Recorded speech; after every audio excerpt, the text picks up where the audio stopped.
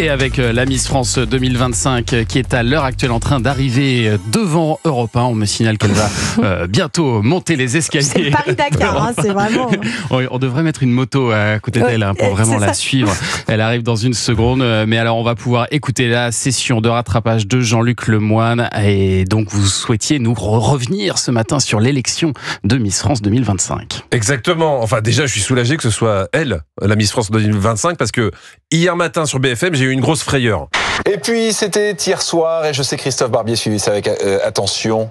Miss France. Et Miss France nous vient d'outre-mer. C'est François Bayrou. Ah non, là ça va trop loin. C'est drôle. Je sais qu'il n'y a plus de limite d'âge, mais quand même. J'ai rien contre François Bayrou, mais si c'est la plus jolie femme de France, notre pays est vraiment en phase de déclassement. Ouais, clairement. Non, c'est Angélique qui a triomphé et c'est mérité. Ouais. Elle a été élue sur TF1, donc première interview sur LCI, normal. Désolée, mais on va parler de votre âge. C'est certain, on va vous en parler toute la journée. 34 ans, vous êtes la doyenne des Miss France.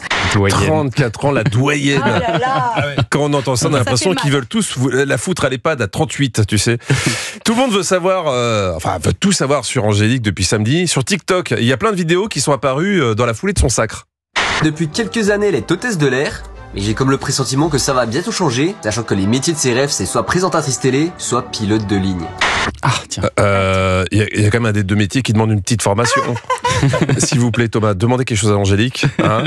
Faites-lui promettre que si un jour elle reprend son métier d'hôtesse, si quelqu'un lui dit « Oh, ça va, t'es Miss France, pose ses plateaux repas, c'est toi qui vas piloter. » Qu'elle vérifie juste que je sois pas dans l'avion. Hein. Est-ce que vous avez regardé la cérémonie, Jean-Luc ? Évidemment. Ouais. J'adore les concours de beauté.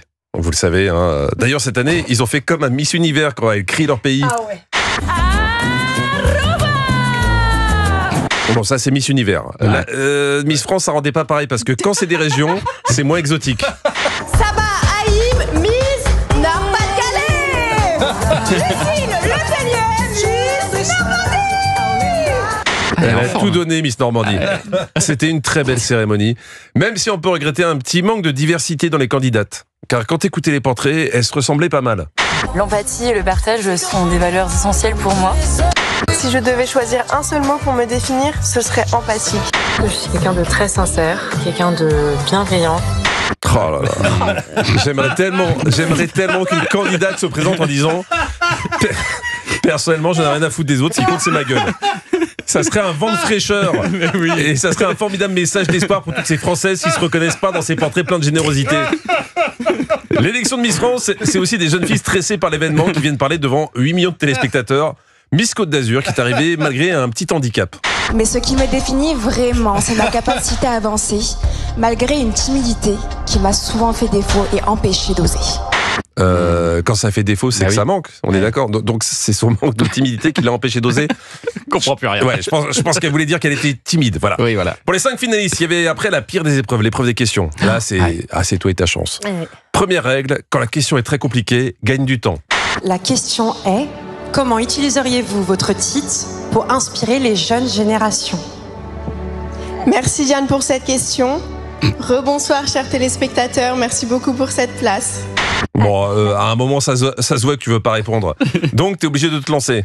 Si je devais inspirer les futures générations, dont moi-même j'en suis une... Voilà, c'est une génération à elle toute seule.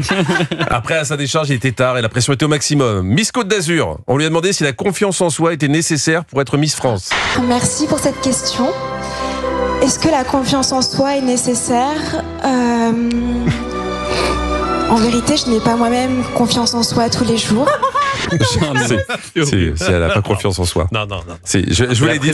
C'est la pression. Oui, bien sûr, c'est la pression. Hein, c'est la pression au bar. Je vous l'ai dit, le questionnaire, c'est toi et ta chance. Et la pauvre Miss Corse, c'est elle qui a eu la plus dure. En tant que Miss France, comment utiliseriez-vous votre voix pour sensibiliser les Français aux défis liés au changement climatique? Ah voilà, débrouille-toi avec ça.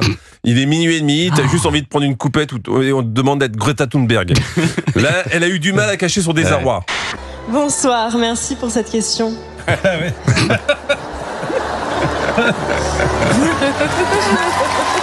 J'en étais sûre. Elle l'a pris avec humour et rien que pour ça, c'est mon héroïne. Ouais. Après, si je suis très honnête, c'était pas obligatoirement une question piège, car son portrait au début de la soirée, Miss Corse, c'était ça. Je suis comédienne, mannequin et créatrice de maillots de bain éco-responsables. Elle fait des maillots de bain éco-responsables, mais si vous pouvez éviter de lui parler d'écologie, c'est mieux. Hein. Au final, elle a su retomber sur ses pattes. C'est avec l'éducation qu'on peut sensibiliser les jeunes générations à ce sujet qui est si important. Oui, c'est un vrai sujet important. Angélique était de loin la plus à l'aise à l'oral et c'est peut-être pour ça qu'elle a gagné. Bravo à elle. Bah oui, c'est certain. Merci beaucoup, Jean-Luc Lemoyne.